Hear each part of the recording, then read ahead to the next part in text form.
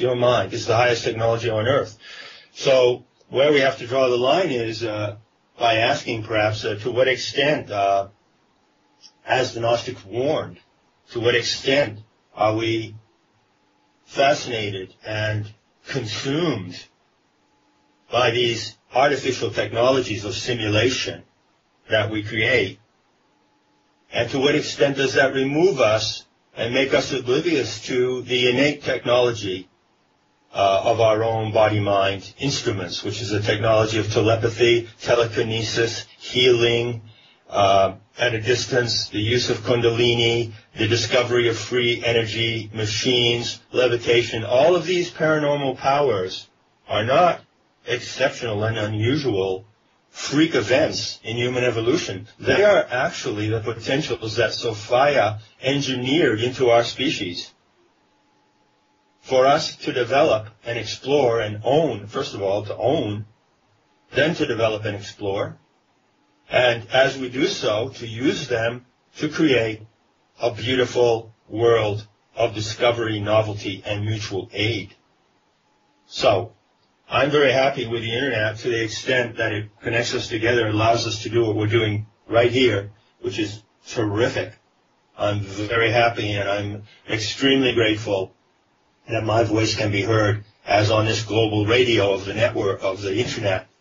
But as far as the danger of the archons is concerned, it is really present in the Internet, that we would make the Internet into a kind of a collective mind. The Internet is not a noosphere. The Internet is not the noosphere. I argued against that claim a couple of years ago when I was writing for Reality Sandwich. It is not the noosphere. Noosphere is the atmosphere, and it is the human mind operating through the atmosphere in a telepathic receiving and sending mode. That's the real noosphere. And for the real noosphere, we don't need this technology. The Australian Aborigines and tribal people around the world, the Inuits, you name them, give us countless examples of how the tribe is connected through their telepathic powers. And this is how the human tribe, the planetary tribe, can be connected. So I would be very wary of the IT if it takes us away from that development and substitutes itself as a more entertaining and more satisfying or more efficient technology. I would be extremely wary of that temptation. Thank you, John. Sure. So, John, this is Lolly. Sure. I have a question then about the rise of pornography and sexual exploitation of children. And we see so much pornography on the Internet. What can you say about that in terms of the teachings and the Sophia mysteries? Can you address that at all? Sure, I can. Let me talk first about the sexual exploitation of children. There's nothing more deplorable in my mind than child molesting and pedophilia. And I'll be, frank and honest with you and tell you that in the society that I would like to live in a sane society, anyone who molests or sexually harms a child would be executed, period. These are the worst, some of the examples of some of the worst predators, interspecies predators, I call them. And there is absolutely no way that we can live, that we can have a society in which interspecies predators are tolerated, zero tolerance. And because they are tolerated, because they are not treated as brutally as they need to be, in reflection to the brutality that they commit, then we have the sexualization of children all through the media. We allow that, and I absolutely deplore that. I also deplore rape, either of a man or a woman, and to me rape is an act comparable to murder, and in some cases I think should have the same remedy of termination. Terminating predators is a very big issue in the Sophia myth as it's currently unfolding. So, get that nasty stuff out of the way before I go on to the sex part. let's be really clear on that sex with children is just out of the question. Why do these predators have sex with children? They have it because they are preying on human innocence. And innocence is a very, very important value to Sophia, and even more so to Kali. You know, Kali is the wrath of Gaia, you could say. She is that aspect of the divine feminine that represents the wrath of the divine Sophia and the protective wrath. Kali, who is my guardian, is the most powerful protective force on earth. And Kali looks to human beings for the quality of innocence. That is the highest quality that she reveres and seeks in her warriors and those who join her band. And because Kali knows that we were born in innocence. Innocence is the evidence of our divinity. Our innocence is our divinity. We are born from innocence. We are born in innocence. And whatever is destroying that innocence is the part of the human species that itself must be destroyed unconditionally and unequivocally, terminated. So that's my view about sexual abuse of children. Now, if I may go to the second part of the question about sex and pornography, I want to answer this as carefully as possible. And I just want to preface it by saying, first of all, thank you for asking me about pornography. And it's a very important subject. And this is the first time that I've spoken on it and given my view. First of all, I want to say what I'm talking about when I use the word pornography. It covers a vast range of things. I'm not talking about the porn business. I'm just talking, and I'm not talking about child porn, or I'm just talking, let's just narrow it down, and let's say, when I use the word pornography now, I mean photographing or filming consenting adults in sexual acts. That's what I mean by it. That's all. That's one way to look at pornography. A couple of people, and I'm just going to talk about heterosexual because that's the only thing that I can comment on, because that's the only thing I do. Heterosexual intercourse as like a man and a woman or a girl and her boyfriend would have sex, and they would film it and put it on the internet, which a lot of people do. There's a lot of amateur porn on the internet. Okay? That's what I mean by porn. Why is it so big now? Why is this phenomenon of filming, not even photographs anymore? It used to be skin mags in the 60s. Finally, remember Playboy and Penthouse and those kind of things.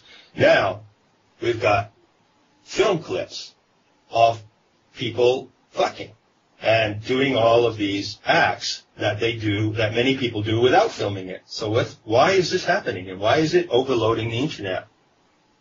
I tell you, I've thought a great deal about this, and I keep going back to something that really haunts me, that I tried to understand for many years. There's a text. It's called the Maha Nirvana Tantra, and it's a Sanskrit tantric document written down around 1100 BC. And in this document, you find some intimations of what planetary tantra is today. I take pains to point out on my site that planetary tantra, in both its sexual and non-sexual aspects, is a completely new path of practice for the human species. It's the path that becomes available in the last 200 years of Kali Yuga, which is right now. And so if you go back and you try to look for the lineage or the precedence of planetary tantra, you won't really find much, because it's novel.